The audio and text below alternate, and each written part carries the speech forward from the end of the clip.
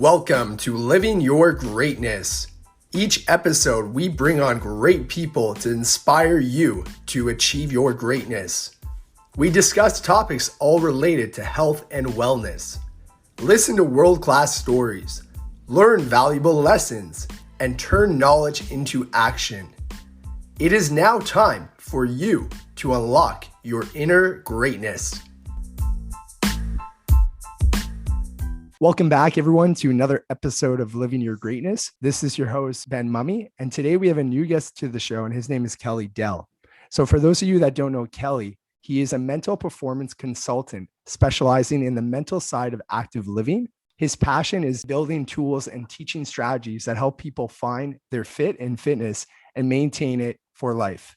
A former university lecturer, he holds a doctorate in population health, a master's in sport and physical activity and health intervention, and is a professional member of the Canadian Sports Psychology Association. He's worked in the health and fitness industry in a variety of capacities, including in sales, on the fitness floor, and as a loyalty consultant. His podcast, Happily Ever Active, is currently the top exercise psychology podcast in Canada.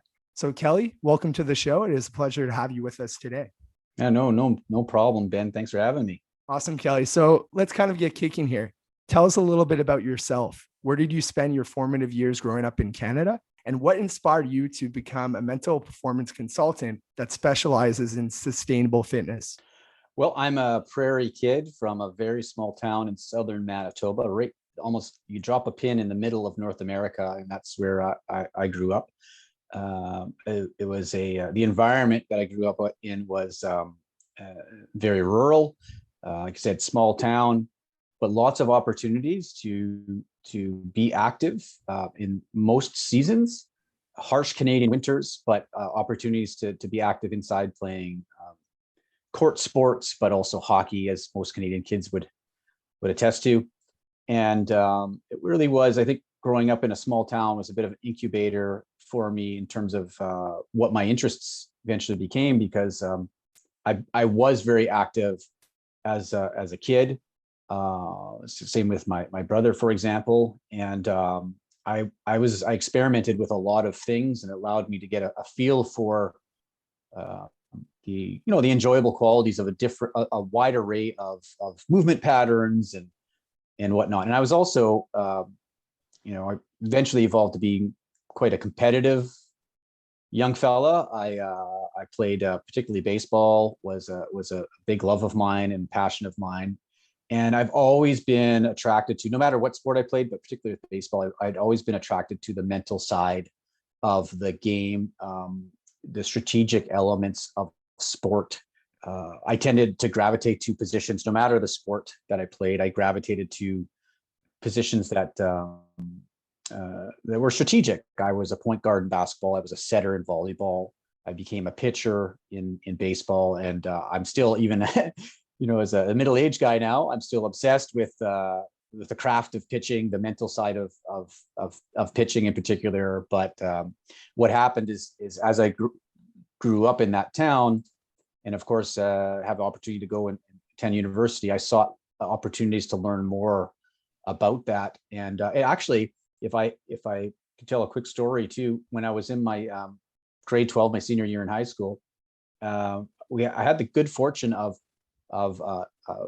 listening to a guest speaker at our school. A friend of mine, a hockey player, brought in a guest speaker, and his name was Dr. Cal Botterill from the University of Winnipeg. And he came and gave us a bit of a talk about what sports psychology was. He had worked with Olympic athletes. He'd worked with a wide range of other performers too, but he was known as one of the earlier forefathers or leaders in sports psychology in Canada, not only in Canada, but internationally. And here he was talking to our class, and he showed us a couple of videos of Olympic athletes preparing for performance, and he broke it down. He talked a little bit about his craft, and I was hooked. I thought this was the place there. This was the discipline that I wanted to go into. And so that was the gateway to other things. I went to University of Winnipeg. I studied sports psychology. I took classes with Dr. Botterill, and it sort of snowballed from there.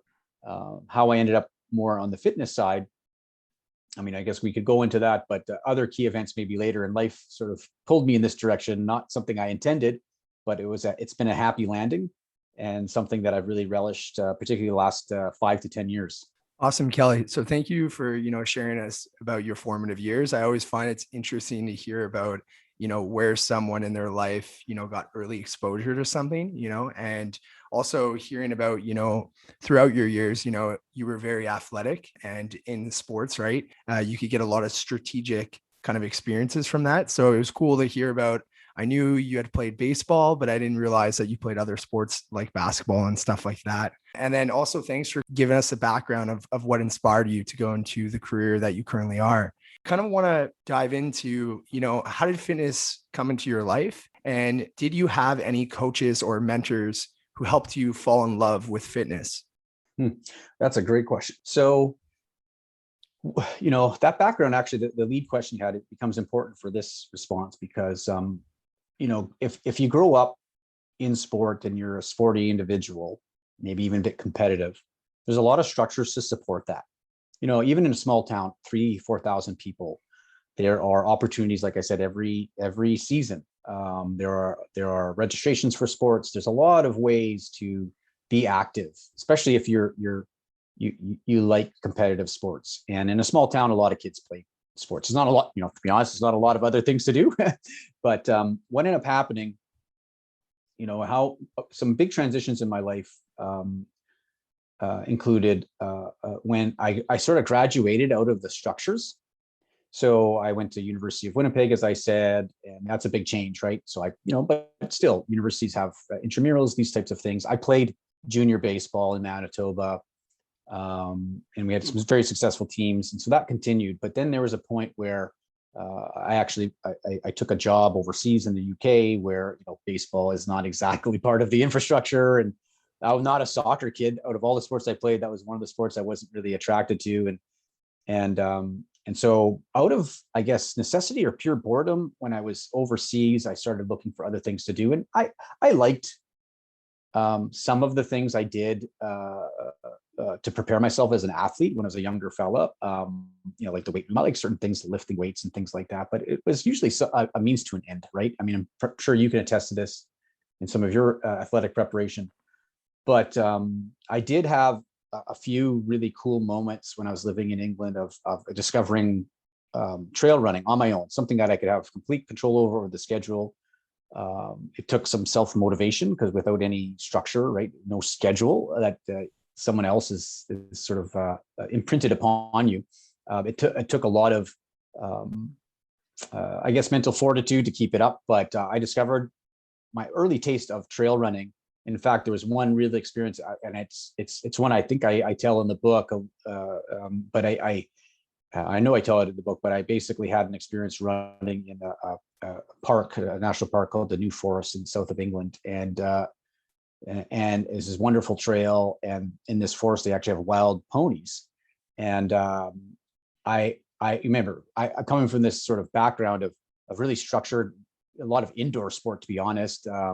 Nothing really in the woods out being adventurous. But here I am, I'm running on this trail in this new forest, and a herd of ponies are sort of running alongside me.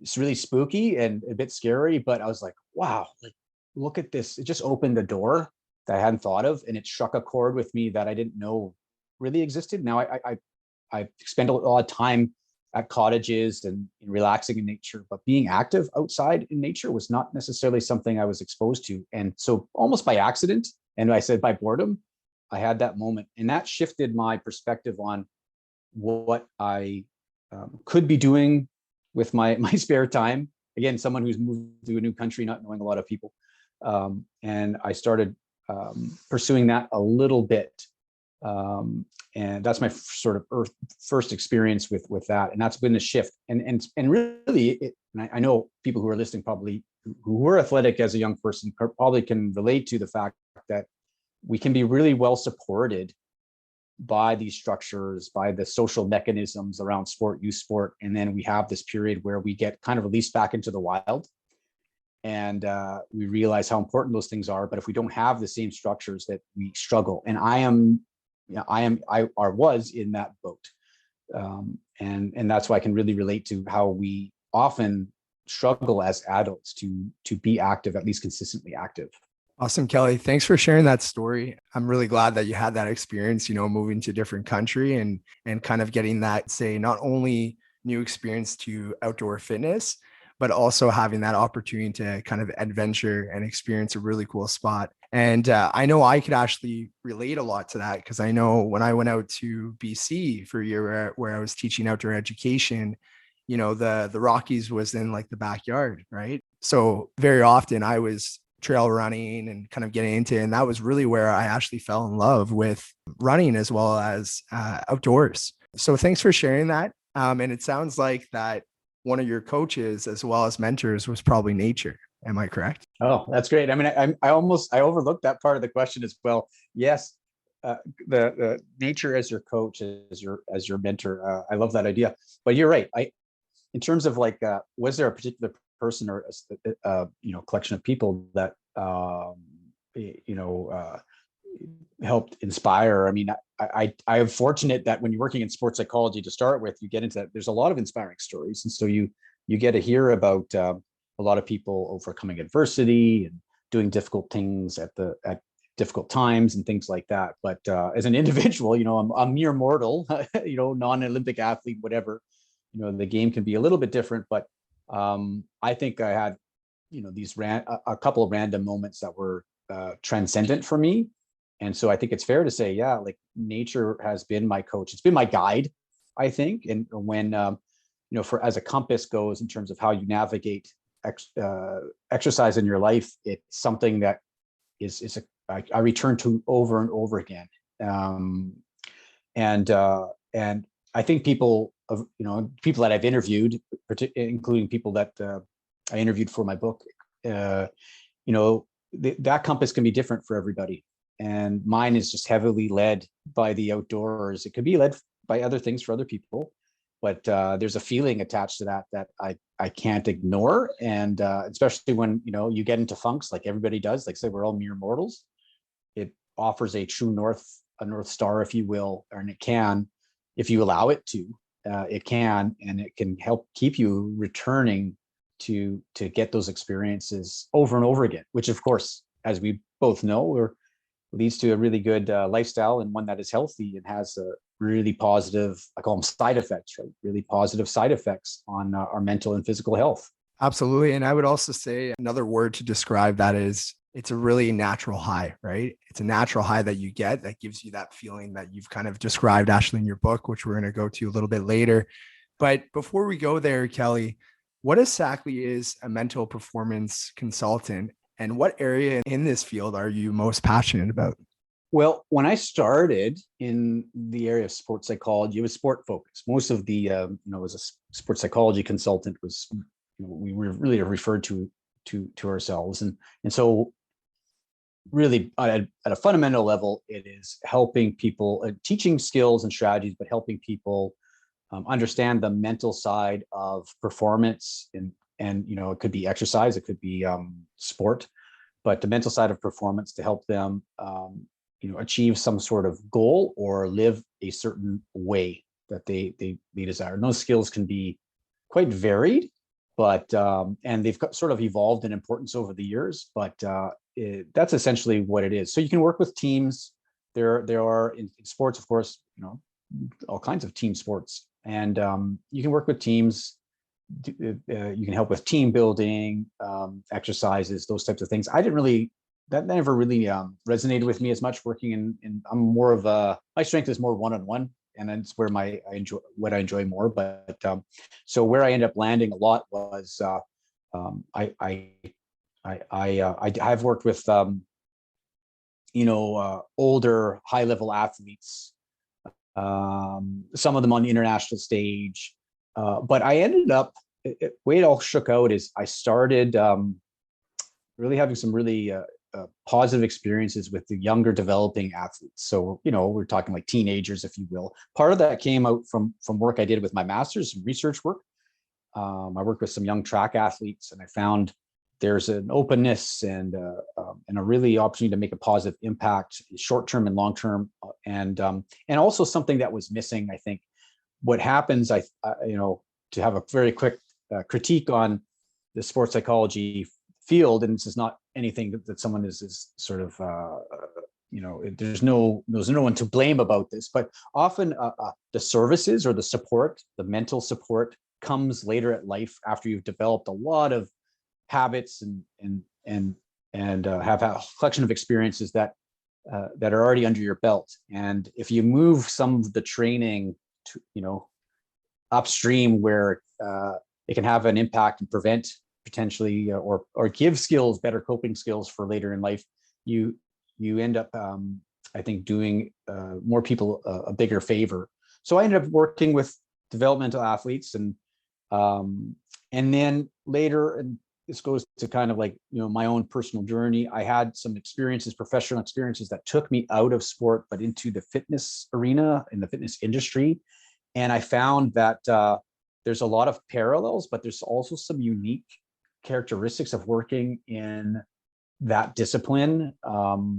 These are not elite athletes, but they still face, and they still have goals, and let's call them dreams of some sort. They're just different, but there's still a great opportunity to have positive impact, short and long term, on people who are trying to be more active. And I made that pivot, not completely. It wasn't a complete pivot, but I made it about 10 years ago, after working in a fitness center in the United States. And I got a lot of inspiration from listening to stories of people who not just the people who are like, hey, I've overcome all this and here I'm regularly active, but the people who are trying their best and still struggling. And I found really clear opportunities on how to assist and to help, things that they hadn't considered before.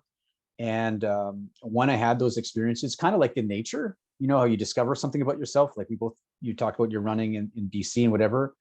I didn't realize that that's as rewarding as working with somebody who's, let's say, pursuing a podium. In fact, it might even be more rewarding. I could make that argument pretty easily, of helping someone solve a problem that they've had for a while, and it's caused them a lot of maybe angst, and show them that there are better ways of solving this. And that's how it kind of evolved. And currently, like, I still work occasionally with athletes, and I still like that work. Younger athletes, it works out pretty well, but primarily I offer my support for people who are trying to be more active. But I teach a little bit of different strategy when it comes to sports psychology, which is, at the end of the day, and it's been the evolution of sports psychology was interesting. I think more recently there is they're trying to recognize that balance is important. It's not just performance at all costs, win at all costs. There's a balance to be struck, and enjoying the process, and accepting outcomes, even if they're not ideal. There's been a movement towards that as part of the practice. But in fitness, I find you're preparing people for the long game, right? At least I do. And in sport, it's often very short-sighted for obvious reasons. Like, athletes have a small window or shorter window, and you work to a pretty clear end, and then there's, the athlete eventually retires and moves on to other things. I argue in my work, I pick it up where a lot of people have retired, where they've exited, right? They've exited the sports, the structures. Remember, even if you're in an elite pathway, at some point you exit, and then what? That's where the real struggle begins, as in a health and wellness journey for a lot of people. I've got experience with it myself. So that's where I ended up finding my spot, is being able to kind of create some value, if you will, use that word, for people who are trying to make that transition out of structures. And some people, honestly, they never really had the structure to begin with. And it's just been an ongoing struggle. They know they want to be healthier. They know physical activity is an important part of that. They've been trying a lot of things, and some things have worked, some things have not. But they could use a little direction on the mental side. And that's a side of a fitness journey that is really not really touted, or in terms of supports, very few exist. It's more on the physical side, right? Personal training, gym memberships, that type of stuff. But what about the other side? And I argue that the other side, the mental side, is equally, if not more important, particularly if you look at the bigger picture, the long game of our health and wellness. Awesome, Kelly. I appreciate that you have first off talked about the profession and then also gave us a clear idea of where you shifted, from being essentially a mental fitness coach towards, the athletic side, and then moving more to almost kind of anyone, right? Whether they are a previous elite athlete or whether they're kind of new to fitness or new to physical activity. So I appreciate giving us that idea. And so something that I want to touch on here is I know motivational interviewing plays a big role in your profession, especially when you help people unlock their full potential and overcome mental barriers. So you have helped many clients develop a mindset first approach. So tell us about a time you worked with a client who lived a sedentary lifestyle and had a negative relationship with fitness. What mental fitness tools did you use to help them make over their fitness motivation to move and live happily ever active? Mm-hmm. Well, I had the good fortune, I'll go back to some of the clients or individuals who jumped to mind. I had the good fortune of having a big part of my own evolution occur when I was, like I mentioned, I was working at a fitness center in the United States. And here I had, say access, right? I mean, I talked to hundreds of people from all walks of life, from different stages in their journey, people who have no problems getting active and regularly active, some people who never really been active, never, they hated gym in high school, and all across the spectrum, people who had lived a sedentary life, or, most commonly when you work in a gym, is I'm almost fighting a hiccup there. When you work at a gym, you deal with a lot of people who are stop starters. They try, they stop, they try, they stop. I think that's the most popular pattern in the fitness industry, and it will be probably for some time. So I was able to have all those experiences, and amongst those experiences, clearly people who will walk into the gym for the first time ever,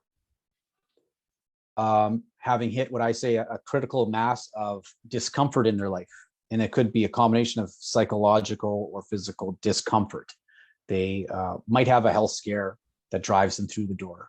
There's a lot of reasons what makes people walk through the door. And that's literally and figuratively, right? Walk through the door of fitness. And sometimes it's a scare. And sometimes it's just a bit of self-loathing about what they have sort of become. And I use air quotes there.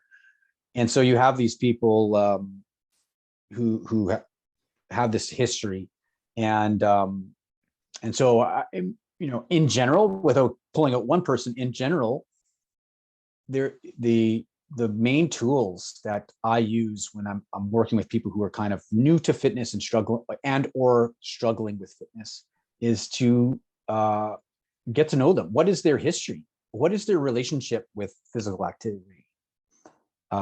And I ask questions like, so, talk about motivational interviewing, adapting that strategy to the context. I ask people to go back as far as they can remember about times when, they enjoyed being active, whether it was a 6-year-old kicking a soccer ball in their backyard. Let's do an inventory. And then and usually there's an early connection there, because kids are naturally active, and, like little kids, like I have a 6-year-old, almost 7-year-old. And so I've seen this in real time, but there's a propensity and a natural attraction to being active in some way. That's what we're born to do. So getting a sense of what those early experiences are, and then getting this next step is think, what happened? Where did that drop off? Why? What happened? Why, what experiences in high school put you off or change your relationship with exercise? What were those things? And I do those, I'll get to a couple of tools in a second, but I ask those questions when I work one-on-one with a person. I take that history, because there are sometimes some secrets there in what we can do as an adult. You'd be surprised, or maybe you wouldn't be surprised, how often my work is a resurrection. It's like, listen, look how much time you spent in the pool when you were a kid, the summers, all those positive experiences, whether it's the neighborhood pool, whatever. Like, do you think you as a 31-year-old person, 26-year-old, 52-year-old, do you think that your love for the water has really changed? Do you think you've changed so much that doesn't apply to you anymore. Why don't we revisit that?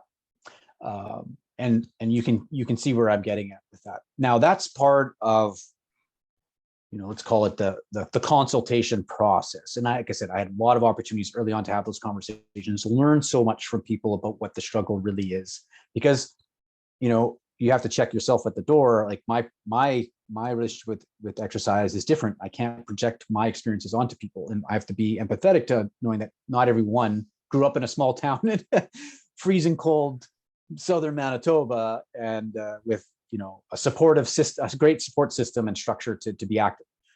I have my own struggles, but everyone's struggles can be different.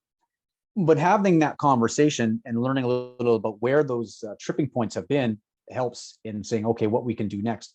But the next part of, and one of the tools that I use that I basically lean on, it's the core of my work, and it is in my book as well, at least a component of it, is I distract the people who could walk through the door. I distract people. It's funny I use that word because I don't use that word very often, but I do. I distract people away from the natural, dare I say, obsession with goal setting.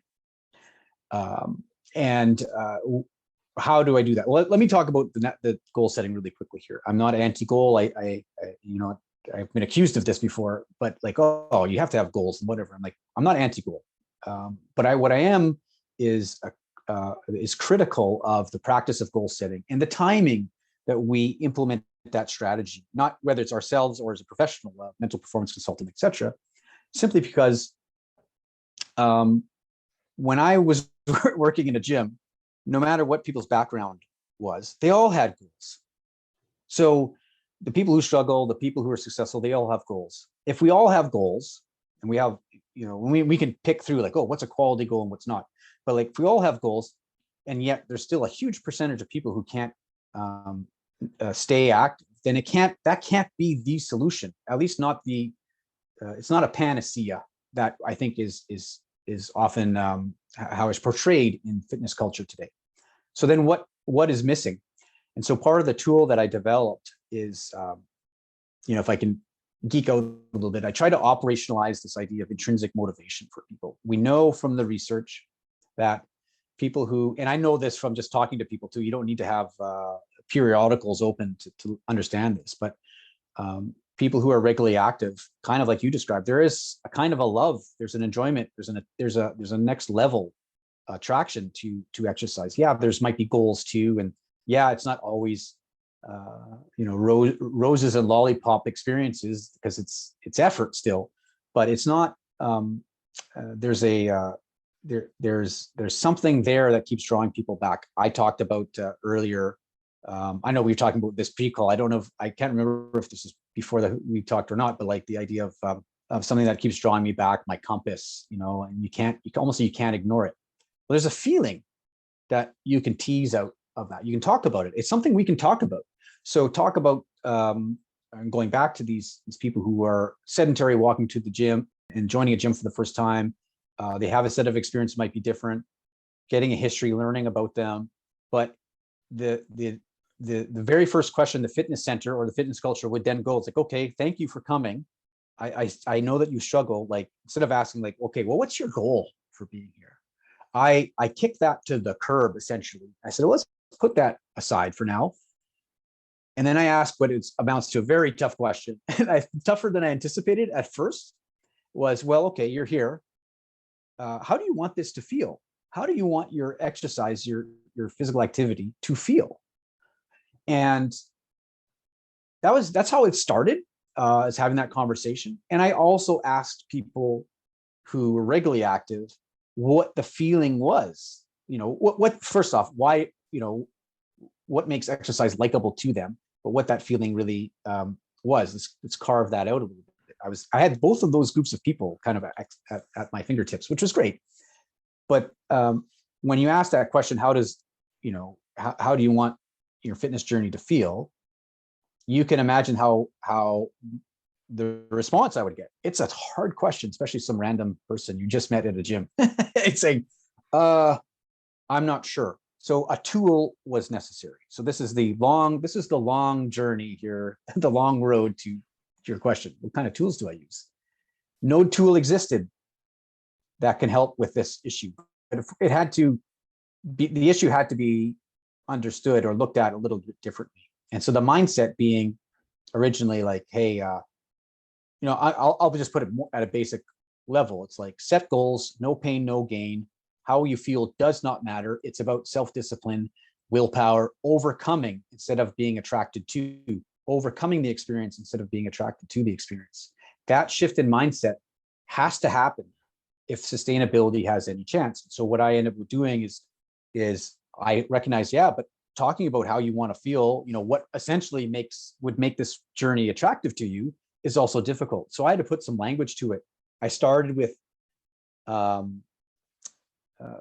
or 6 words, feelings that are pretty clearly identifiable and accessible in the gym I was at, by the way, right? We have to understand what's available to us to make the, to facilitate good matches and good experiences. But I ended up developing a little tool, very simple, that when people came in, so I know you have goals, let's park those. Let's talk about the feel, why that's important. And I get people to identify what those were. And then the next really step, you can see where this is going, is like, okay, let's do what fits how you want to feel. Like, it sounds almost so simple, but it was a wild idea. That's not something that you would do. It's like, okay, let's find things that fit you, not necessarily what's going to, burn the most calories this week so you can reach that weight loss goal in 3 months. I'm saying there's a mindset shift here. And so I developed this tool, and I've grown it over the years to encompass a variety of experiences that aren't in a gym setting. You can tell from our conversation, and even from talking to you and knowing you a little bit too, is like, there's an outdoorsy, for example. Outdoorsiness is a category, a feeling that a very big one actually, that people are attracted to, and people sometimes don't even know that they might be attracted to it unless you start talking and getting to know them and walking them through this process. So I get people to, in the face of the deer in the headlights, when they're like, oh, I don't know how I want to feel. I said, okay, here's a little menu. Which word fits you the best, or which words? And usually people can pretty quickly pick 1 or 2. And obviously the more self-awareness you have, it might be a little easier to identify with some of the words, but most people can start with 1 and start there. Well, if you start with 1, then you can say, okay, well, we can now make recommendations. So what I do a lot with my work is I try to make very personalized recommendations. There's this craft in the fitness industry called personal training, which at times it can be an oxymoron. And how personal is it if there's a formula that you apply to everybody that's based on goal achievement? The missing piece to me, the personal piece, is getting to know the person so that they are doing activities that really fit them, that then you can attach goals to, and then you can combine the power of both: an inner drive, an inner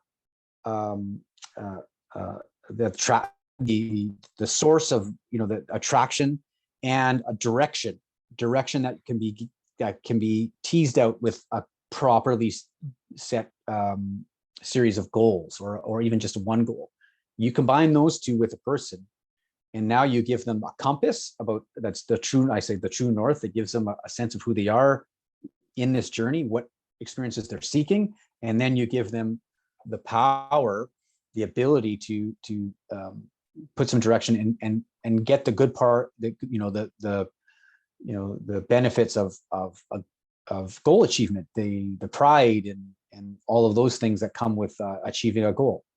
And so, but what is usually absent is the feel, right? The feel part that's usually absent. Absolutely. I think you gave us a lot of really good nuggets there. I would actually say I'm someone that I also see that perspective. And I probably saw this a long time ago. I wouldn't say just with fitness. I would say how I see goal setting in general. I do agree that it's a tool, or it's part of the process, to, see improvement, reassess, reevaluate, ask better questions to yourself. But I think the underlying thing here, which I think is the biggest thing, is your feelings generate motivation to want to continue, right? And there's another book of another Canadian author. Her name is Daniela Laporte. She wrote the book called The Desire Map. I don't know if you read it. And in that book, she talks a lot about before creating any goal that's, going to be maybe unintentional and just be a checklist, you have to know how you want to feel. So completely aligned with you. And so if you're someone that you want community in your morning, before you go to work, how are you going to get that? It could be a running group. It could be, a walking group. It could be many things. And I'm not just talking about, physical activity here, right? There could be many things that get you going in the morning there to get community. So I think a big thing is before anyone creates a goal for anything in life, they want to be intentional and they want it to be meaningful. And I think that has a huge experience on them actually enjoying then setting goals with kind of that experience. Something that I want to move to here, Kelly, is you did a good job at really hitting on, that feeling. And that was something that stood out to me when I read your book. I admire all the hard work that you put into writing it. I know it has benefited both myself and many other champions in the field of physical education. What sparked your fire to have the motivation to write this book? This wasn't a 1 month lock myself in a cabin, pound this book out. This was an evolution.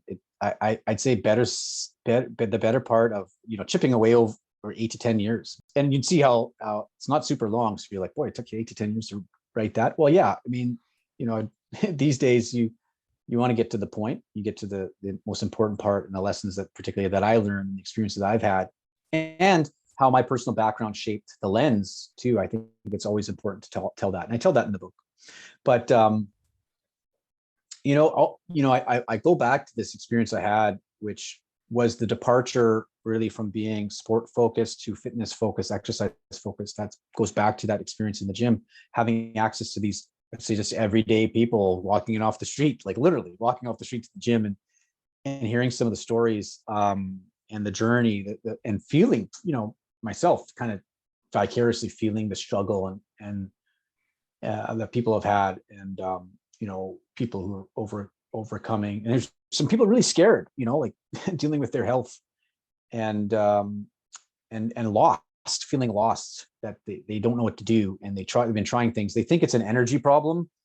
If I just work harder, I'll solve this, but it really isn't an energy problem. It's kind of an information problem. The information being feel first, put feel up in your priorities. And so the inspiration for it started there. That's where I got so much of my content. And I didn't say, I left that experience. I was down there for about 3 years, 2.5, 3 years. I didn't then just I returned to Canada and it's like, I'm going to write this book.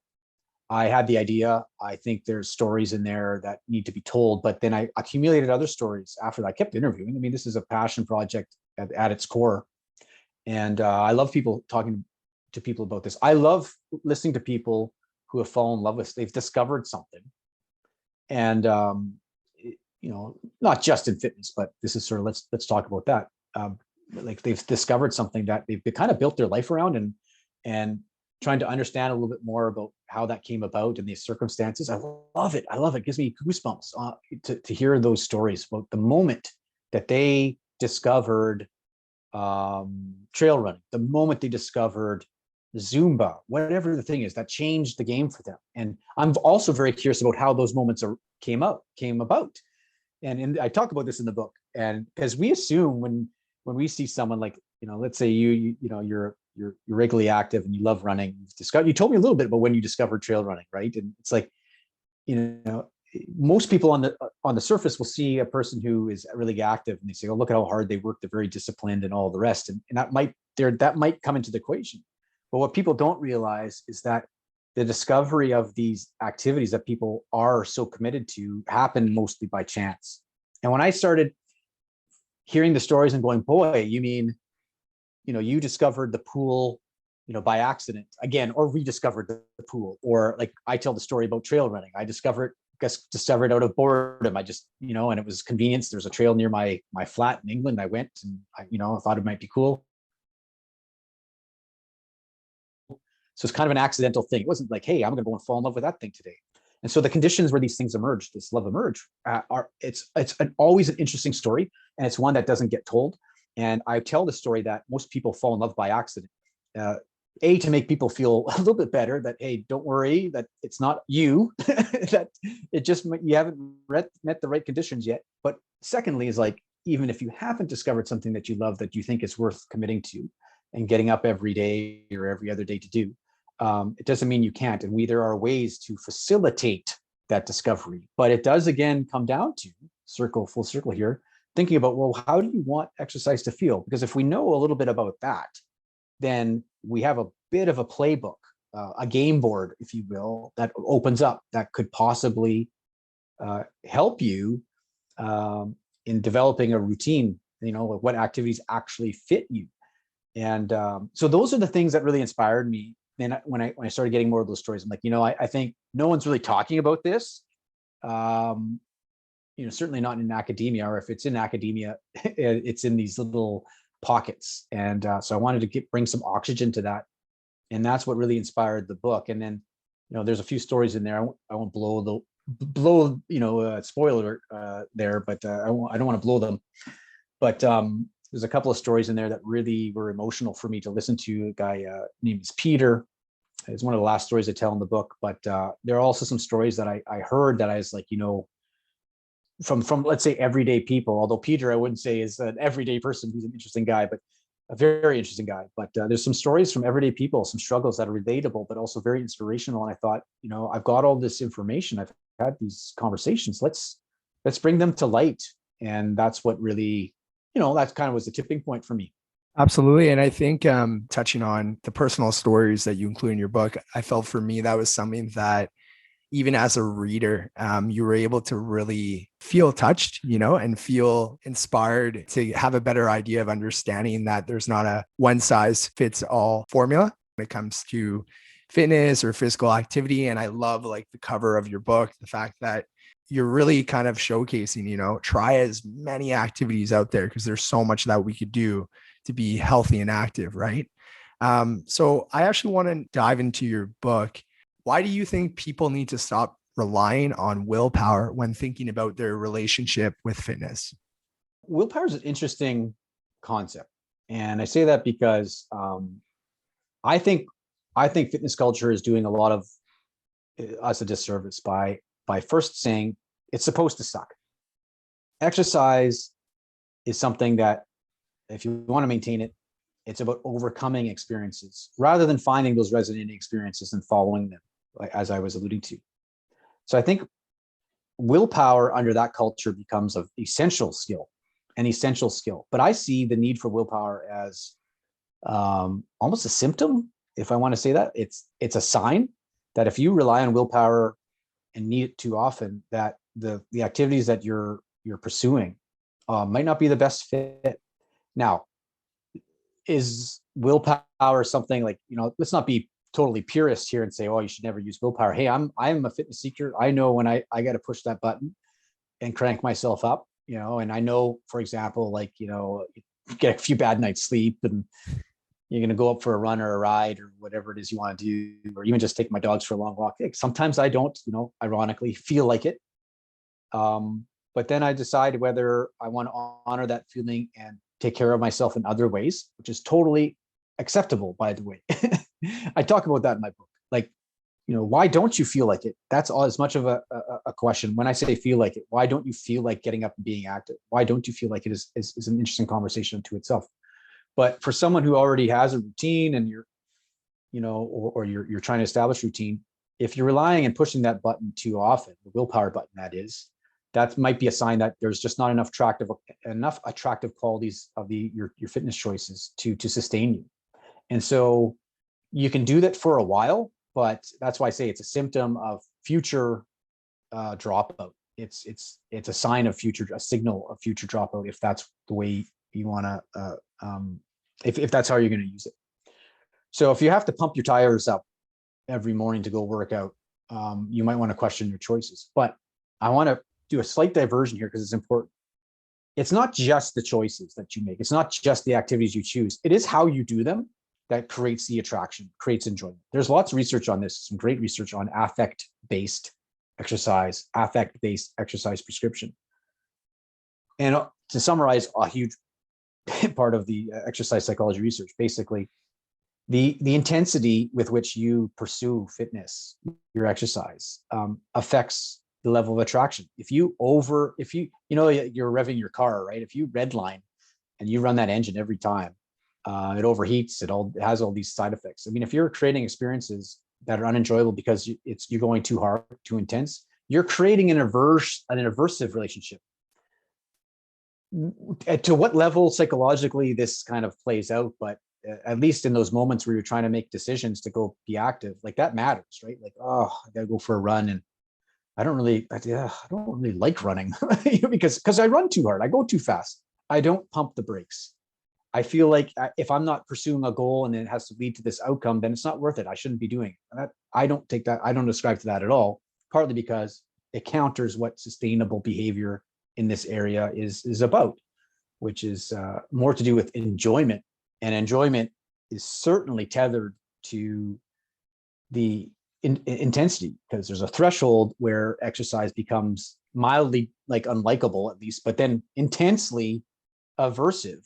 And we got to watch how we do that. So it's not just the fitness choices, but it's the act. It's how you do these things. But in willpower, you can imagine if you create a lot of aversive experiences, boy, you're going to need willpower, because in your mind, at least you're conditioning yourself that to go out and go for a run or go to the gym, whatever, is a negative experience. And just like habits, I mean, there's a lot written on habits, some great books, Atomic Habits for being one super best-selling book. But I'd say, but there's no but there. It's a great book. Essentially, if we're looking at habit formation, trying to make physical activity a habit, it's a whole lot easier to create, to form habits around activities that are enjoyable than they are activities that they are not. And we think in this culture, that fitness culture, that if we accept, I should say, in this fitness culture, that exercise does suck, then we're going to have to really be awesome at willpower, self-discipline, and excellent at forming habits and following that. That's the only shot that you got, but that's very difficult, very difficult. It doesn't have to be. All of those things, self-discipline, willpower, can be, and habit formation. Habit formation is easier when the activities are more enjoyable, but self-discipline and willpower becomes a tool if you have attractive activities, not a lifestyle. And a lifestyle of pursuing fitness that is unenjoyable, a pursuit of fitness that is enjoyable, creates a lifestyle of willpower and the need for willpower. And so I ask, your listeners, like, to self-reflect on what, how often you got to use willpower to get up and get going, and whether you think that might be you, right? Like that you might be like, that's a signal for you that things are unsustainable. You did a good job at unpacking, willpower and giving us pieces of your book. And I think one thing that stood out to me too in your book was you definitely had, there's a lot of shaming kind of in like the fitness sector, as well as not only fitness, but even sports, physical activity, all that stuff. And I liked how you brought up some very simple liners that we see in our everyday kind of advertising, like never miss a Monday or no pain, no gain. Right. And we hear this all the time. Right. And it's part of that mental side, which I think we need to kind of shift and kind of rethink in terms of, you can miss a Monday and you could still be extremely active 5 days a week. Or, you're going on a hike that day, you're extremely active, but you're not actually maybe hitting a high intensity that day. And that's fine too. And so that was something too that I felt within that first part of your book, as well as with willpower and everything that you spoke about, were really, I think, mindset tools that really stood out to me. And so something that I want to shift here to, Kelly, is another thing that really stood out to me in your book is you're really big on the relationship for fitness, and creating that positive attraction, kind of like you were saying. So what advice would you give to someone who is hungry to break up with failing fitness? And how can someone define their mighty motive that you describe in your book for more fulfilling fitness? Self-awareness is a huge part of this. Like, when the dominant mindset, let's just put it very basically, and I know it's more sophisticated than this, but it's the no pain, no gain approach. That exercise has to suck. That if you're having fun, you're not doing it right. Never miss a Monday, that kind of stuff. I mean, never miss a Monday is a little bit different, but you get the picture, right? These adages and these little, I call them artifacts, right? There's artifacts of a mindset that exist in our culture that tell us how this should be for you. I think all of those things are at admission of a fitness culture that doesn't know how to help people enjoy exercise. I think these are the easy outs to tell someone if you're a fitness coach, suck it up. If you're a personal trainer and you're that's the mindset you're cultivating. It's sort of like an admission that you don't know how to make this enjoyable. You're at a loss, and that's why it becomes this one size fits all. And the breakup becomes, from the industry perspective, oh, it's not us, it's you. And the flip is, like, really, maybe it's the fitness industry, maybe it's these messages. And so how do you jump off that ride? How do you break out of that? Well, and that's a whole episode unto itself, but it does come with the awareness that there is another way, and it's backed by science, it's backed by research, and we have to make sense of this research, but essentially, these adages are not based in real evidence, and so that means you got to create or find and seek out cultures that are different. That's one thing, but that really does start with the culture of one, which is yourself, which is thinking about, well, has this worked for you? Is the current conditions, is it working for you? Is it following all of the people on your social media and that are triggering you to feel guilty about yourself? Is that working for you? Is trying to be a participant in that culture doing it for you? Is it making you enjoy or helping you find an enjoyable pathway through all of this? For the most part, that question is a resounding no. And so things we can do. Ask yourself sincerely, how do I want to feel? And you referred to the mighty motive, which is what I call, I use that tool. You asked me about tools earlier, and I have this tool, like, hey, I ask people a question like, how do you want this to feel? And I give them a little menu, and this menu has grown over the years, but it started with 6, 7, 8 words, and now it's 14, 15, depending on the day that you ask me.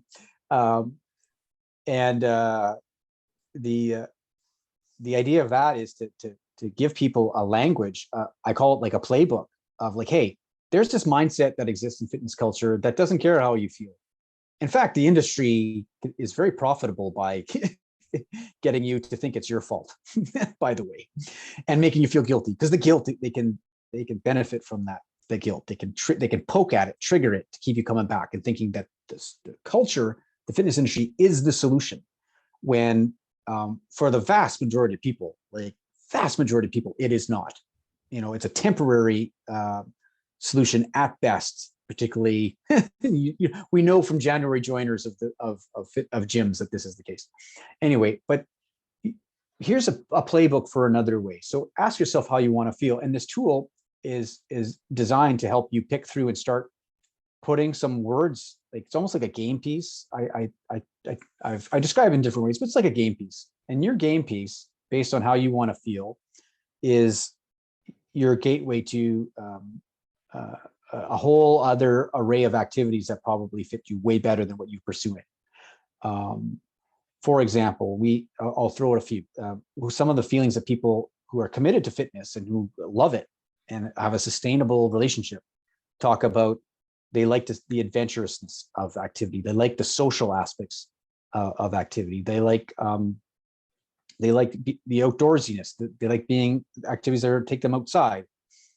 They like the explosiveness. You think about activities. You can think about activities that fit this already. Right? You don't have to be like, I have a doctorate. You don't have to have a doctorate to figure this stuff out, right? You can automatically start seeing activities that fit these sort of situations, these words. And that's your jumping off point, is to really, give yourself that, design your own game, play your own game. And the mighty motive idea is if you can land on 3 feelings, 3 of those words that really fit you, and then start bringing it out into the world and doing and even trying some new things that might fit those things, you're already 90% there. And that doesn't mean you won't need to use willpower from time to time, but you're already giving yourself that intrinsic foundation that you might not have before that. That's the mighty motive concept. And one thing I will also say, let's split the hair a little bit here, a little further, is I also learned this. It was one key finding when I was doing all these interviews, and I've come up with these words. Like I said, it was first 7 or 8, and adventurous being one, and competitiveness is another one. And I will peel all of them off here. Save you guys. I gotta keep something hidden from my book, right? But they're in the book. The one thing about what I learned is that some people are really driven to the atmosphere of exercise too. And this is a question for your audience to think about this. Maybe this is you. Is it really, which is more important? The setting, the environment that you are active in, being outdoors is a clear one, right? That's a setting. Or is it the activity itself? Is it the movement pattern that you're doing? It could be a combination of both, but which really leads you? Like, is it as important that you do like a trail running group, which is social, adventurous, and outdoorsy? Is that, that would be a mighty motive that fits that activity. Is that like, which is very atmospheric driven, social, it's outside, and it's adventurous, is sort of a setting as well. So you have those things. Or are you something that someone like, it doesn't matter, I like running, it doesn't matter where I do it, it's the running, it's the act of running that I really love, the rhythm, the cadence, the breathing, the connection with my breath, maybe the runner's high that comes with it. It doesn't matter where I do it, it's the running. So maybe you are one or the other. If you have that self-awareness that, boy, atmosphere really matters, then, as a consultant or as someone, who works with people like this, it's like, that's important information. It's like, then we got to spend more time getting you into different environments and trying different things, that are different environments, different settings. And that's an important piece of this. So the mighty motive has that quality too. It has can be very atmospheric driven, or it can be very activity driven. And that was a key finding. So that's the best place to start, is how do I want to feel? What words might fit that? What activities might fit that? And maybe it's the social part of fitness that really brings me back. Or it's doing things that are competitive. Like, I was a competitive kid. I don't do much stuff that's competitive now, but but there's a lot of people who want to continue that. And maybe that's the pièce de résistance, is the competitiveness that's been missing. And you get that spark from, a couple times a week playing, 5-a-side soccer or whatever the thing is, because there's just a little bit of competitiveness, just enough to kind of keep you interested and having some fun. So that's the key piece. Those are the key pieces that hold mighty motive piece here. And I will also say, from my perspective, it's one of my favorite things to do, is help people discover that in themselves, what fits them, what words fit them. Because when you get to that stage, now it opens up. It's like the world goes from black and white TV to full on color. It changes how you see things entirely. And I think it's a very empowering position to be in, that knowing that, like, hey, I've got my game piece. I don't need to play that game anymore that hasn't worked for me. I don't need it. That culture, those sayings, I can laugh at that stuff. How, like, hey, I see what you're doing there. Play your own game, take control, and know that you can do it. If you've got, if you shift your mindset, you can do it. And it's not as difficult as people may think as well. Absolutely. I think when I read that part of your book, I had really appreciated it, because there were things that I think I was fortunate to experience, like, throughout my life. Like, I was very athletic when I was younger, but had a little less time for the outdoors, just because I always had tournaments on the weekend. But I was also fortunate that my parents, did take me on ski trips, and, I still got the outdoor ed experience, even in the fitness sector, when I used to be, a fitness instructor, as well as motivating people kind of like yourself, where I was also doing motivational interviewing and finding out what they liked.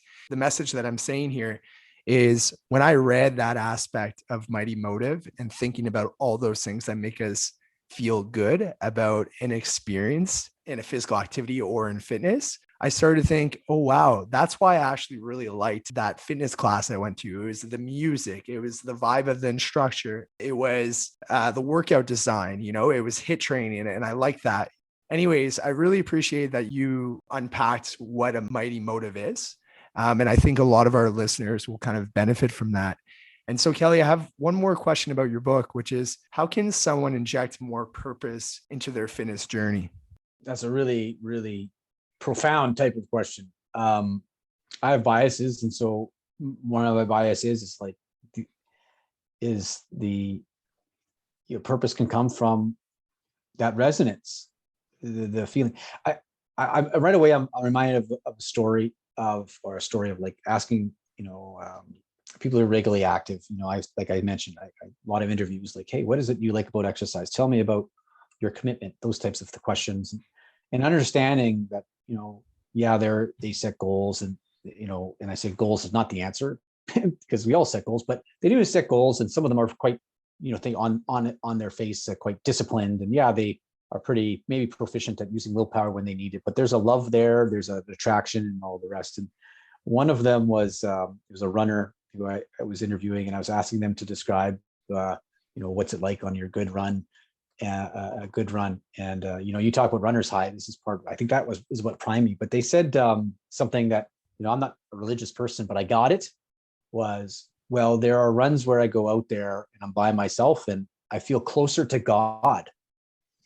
There's a gateway here that exercise provides. It's an opportunity to change.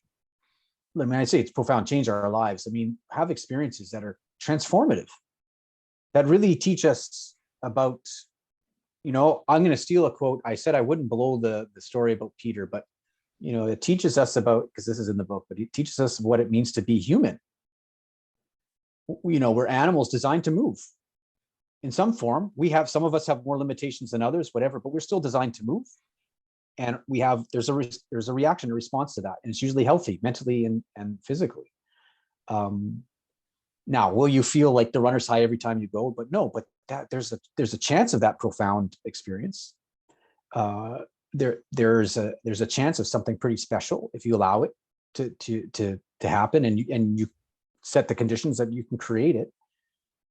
And that's a pretty intense purpose, if you ask me. Now, what's meaningful from one person to the next can change. By the way, one of the mighty motives is meaningful. So, and how I talk about that is maybe a little bit different than this in terms of purpose. But if it feels meaningful, that can be really important to you. But, I think purpose comes down to a feeling that you get, and understanding what that feeling is for you is more than half the battle, way more than half the battle. And pursuing that feeling can be rewarding on many levels, not just in the moment when you're having those experiences, but then, I'm glad we didn't really go into like, hey, what are all the health benefits of being active? I mean, I drop those in from time to time, but essentially, like, we are doing our bodies and our minds a huge favor. We're feeding it an experience that it thrives on and it needs. Now, we don't need to think about that when we're sitting there having that that divine experience when you're running like that one person. But it is true, and sometimes revisiting the purpose of, like, this is what it means to be human, and honoring that can be helpful in feeling more purposeful beyond just, hey, I'm setting a goal, I want to, I'm trying to reach 20 kilometers on my feet this week. That could be purposeful. I'm not discounting that, but there are some weeks where that won't feel meaningful at all. And so, what is next? What can you draw on? And it's about the feeling that you get. Yeah, it's a great question. Really, that could go in a lot of directions. Kelly, thanks for sharing your answer there, and as well as, providing that story for us to kind of better understand and have a better idea of what you meant. But Kelly, as you know, I teach college level physical education, and each semester I teach hundreds of students to live a healthy, active lifestyle. How can someone sustain an active lifestyle long enough to get the benefits experts rave about? Yep, that's a great question. And, I hadn't thought about this before in a way of putting it. It occurred to me when there's a guy I interviewed for my podcast, actually, and he's sort of the co-founder of November Project. And he says, the hashtag and the phrase, which is, he nails it, it's just show up, right? Just show up. This whole process is just showing up. How do you get yourself to the start line consistently? How do you get yourself to show up? And there's tips and tricks or whatever, but the heart of this, it's like, it has to feel a certain way, and that makes it so much easier. And I kind of was thinking, like, fitness has become, it can be very, what's the word I'm looking for? It can be, there's a lot of ego in fitness. There's, the imagery is, what I'm talking about. There's a lot of, it's been kind of branded in a certain way that might not be aligned with most people. I'd say a vast majority, myself included, vast majority of people. But it's kind of the difference of showing up versus showing off. What's more important? And it's important to show up and be humble. And it's more important to show up on a regular basis. And how you get there is, essentially building a strong relationship with exercise. That starts with finding activities, putting a little bit of work to do it that fits you, and doing them in enjoyable ways, managing the intensity. If you take control of those two things and be religious on not doing exercise you hate, or at least turning exercise or fitness, physical activity, whatever you're doing, and turning it into something that's not enjoyable, usually it's because of intensity management. But if you take control of those two things, you're setting yourself up for success. And the other part too, we didn't talk about this, but it is important, is that we all have setbacks. I live and breathe this stuff too. I've got my own barriers to being active on a regular basis. Everyone's got a list. Okay. Having a strategy to kind of combat the funk, the times where you go dormant, is important too. So, if I leave a tip or trick with your audience, is what's the one thing, that is a high value thing that you always get up for doing, like that'll always get you off the couch, or for the most part, do it most often. It'll have that effect on you. That's really motivating.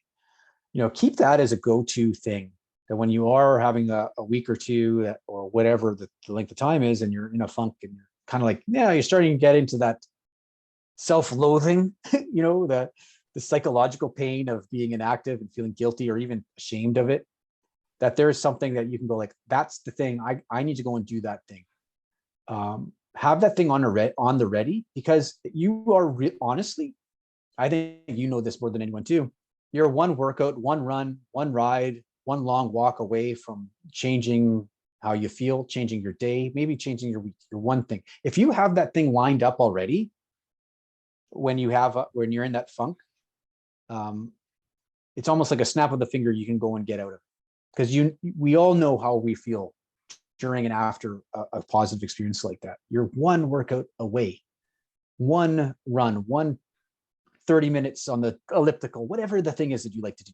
Have that in your back pocket. Know what that is for yourself, because you're going to hit obstacles, and that's okay. Even the best people do.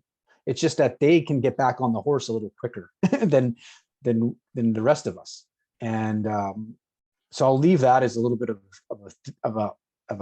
a little tip for your audience. What is that for you? What's your go-to? What's going to be your go-to thing to break you out of the funk? Awesome, Kelly. I think that is a great tip. I think will benefit a lot of the listeners who are listening. This is a question that I ask every guest who is on the show. As you know, the purpose of this podcast is to inspire millions of people to achieve greatness and enhance their overall personal well-being. So what is your definition of greatness? I go back to Peter. Peter says, go out there and be what it is to be human. Let's not look at, this is my perspective, greatness as a comparative. Self-fulfillment, and it is a pathway to greatness. The great version of you, that is as much a life where you feel fulfilled, a life that you feel strikes the right balance across all of the things that matter to you. That is as important to this idea of greatness. It's not conquering. It's becoming and even say that your best self, like, hey, let's just be an okay self.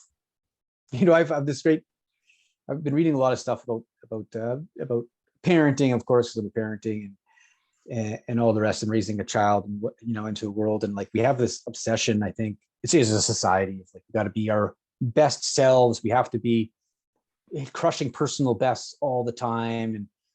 And this is what life is. I think it's okay to accept yourself as normal and do things and include things in your life that you like, that makes you feel whole.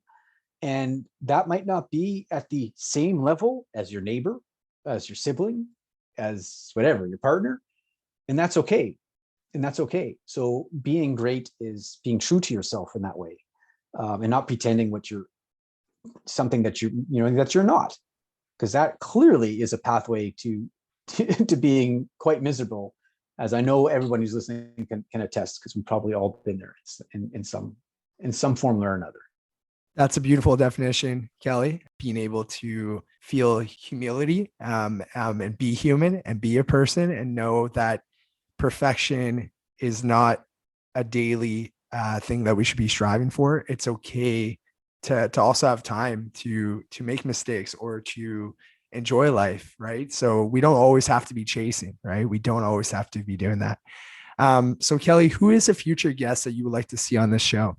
That's a great question. I mean, the topic that you cover seems so open, in sort of my realm. You can think about athletes, pardon me, athletes. We just got back from the Winter Olympics, and I know there's a lot of good stories there, but I'd encourage, being open to including guests who are finding their own, like I say, my own definition here, right? Greatness is not necessarily an external achievement, and it may not be something that is even in the media. One of the things I really liked doing, and I would interview for my podcast too, is trying to find some faces in the crowd who are doing some really impressive things that would seem like, I say, the normal. There's some great stuff in the normal, in quotations, in the normal swath of the curve. There's some wonderful people out there who are little everyday heroes. They have stories, they have struggles. They're just not in the media. They're maybe they're even humble about it. Like, seek out those experiences too. But there are, of course, a lot of people who are in the public eye who have great messages. Like Dr. Cal Botterill. I mean, that's the first one for me. This is a guy who's worked with athletes. He's a humble guy, and I know him personally. He's a humble guy, great storyteller. He inspired me when I was 16, 17 years old. And he also had his wife, Doreen, is a former Olympic speed skater. So it's just like, we talk about high achieving people, you check a lot of those boxes, but they're such, at the core, really great humans. And they have, they raised two children, Jennifer and Jason. Jason played in the NHL, and Jennifer Botterill, as you know, she's on Hockey Night in Canada now, and she's won numerous medals, gold medals, world championships in hockey. They're an intriguing group of people, to say the least. And of course, I would be remiss if I didn't propose Cal as someone who might fit your show, if you can get them.